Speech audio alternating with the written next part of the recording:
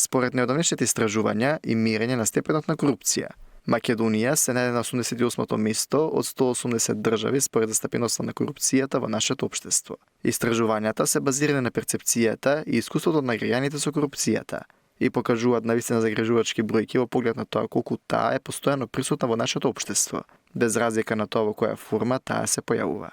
Како таква, таа е застапена во сите државни институции, а најзастапена е во здравството, покажуваат истражувањата на Институтот за демократија Societas Civilis.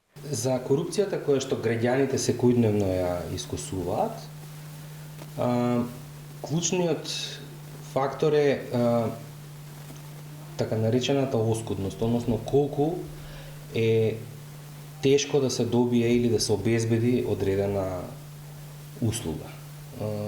Тоа го прави здравството еден од најзначајните сектори каде што има корупција, бидејќи постои нели кусок на медицински персонал кој што создава ред на чекање и луѓето, бидејќи се работи за здравство, не се работи за некоја тривијална работа, се работи за нивниот живот, пробуваат да најдат начин како да го скокнат редот, или пак од другата страна здравствените работници креираат вештачки бариери, за да всушност оние кои што имаат потреба мора да платат или да надокнадат на некој начин за да ја добијат услугата која што им следува. Покрај здравството, контактите што ги имаат граѓаните со инспекцијските служби преку нивните бизниси или местата каде што работат, полицијата, тоа се оние сектори каде што граѓаните може да ја видат корупцијата. Секако постојат и други сектори каде што тие може да ја почувствуваат. Во таа смисла корупцијата која што е на повисоко ниво се манифестира во секторите каде што има огромна размена на пари, на некаква слична вредност. Би рекол дека тука енергетиката е значаен сектор. Значи, од субвенциите, од дозволите каде може да се градат одредени капацитети, одлуките сами, например, дека ќе се дадат одредени концесии или не, енергетика, рударство и така натаму.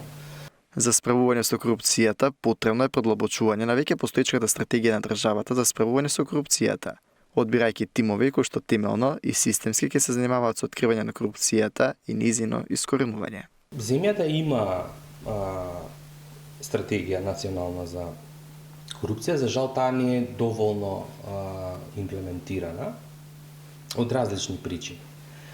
Меѓутоа, во неа се гледа дека недостасува сериозна инвестиција во антикорупцијските мерки. Во која смисла инвестиција? Не само во средства, туку и во одбирање на тимови во различните институции кои што навистина ќе работат ослободени од влијание и ќе можат да ја завршат работата барем во дел од оние најризични сектори. Овдека зборувам за антикорупцијска комисија, овдека зборувам за финансиска полиција, за управа за јавни приходи и серија други институции, пред да го инспекторатите секако, пред да го ставиме во приказната јавното обвинителство и понатаму судството, бидејќи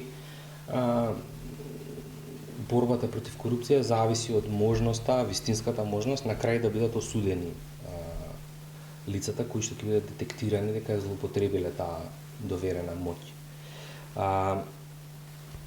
Стратегијата која што е сега на сила, се подготвува нова, е прилично широка стратегија, што од една страна е признание дека постои расширена корупција и проблемот е општествен, не е само секторски во некои делови.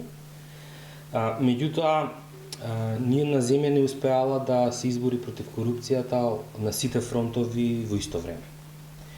И веројатно успехот би дошол кога општеството во одредено време би се фокусирало на нешто што е да кажем, ризично, нешто што е најзначајно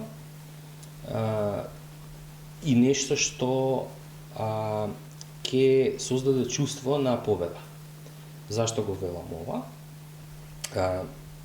Чувството на победа против корупција ги мотивира граѓаните да ја пријавуваат корупцијата. Граѓаните нема да пријавуваат корупција ако сметаат дека попустоje ако ја пријават, ако ништо нема да се заврши. И од тука фокусот треба да биде во сектори каде што е значено да се бориме против корупција, без разлика дали ќе победиме, и во сектори каде што е значено, и знаеме дека ќе победиме, неколку во одредено време. Зашто? Заради тоа што да не ја загубиме, да не идеме на најлесниот сектор, сега ќе исчистиме, не знам, сектор спорт, а нема да се занимаваме со здравство. Мислам дека е важно да се занимаваме со сектори каде што луѓето чувствуваат навистина голема тежина од корупцијата. И таквите победи ќе мотивираат вклучување на граѓаните по зачестено пријавување, меѓутоа и отпор. Дека граѓаните ќе кажат не кога ќе бидат притиснати, затоа што знаат дека некаде таму имало некои победи значајни против корупцијата и можат да очекуваат дека ако кажат не, има некаква додадена вредност, има некаква цел тоа спротивставување. Корупцијата е проблем кој со години го мачи македонското општество и како таков треба да има приоритет во неговото решавање. За да не се повторат сите случаи во кои што поради корупција на никому му е скратена поволност што навистина не заслужува, или случаи кои што завршиле фатално со самиот факт на тоа што поради корупцијата институциите не работеле добро.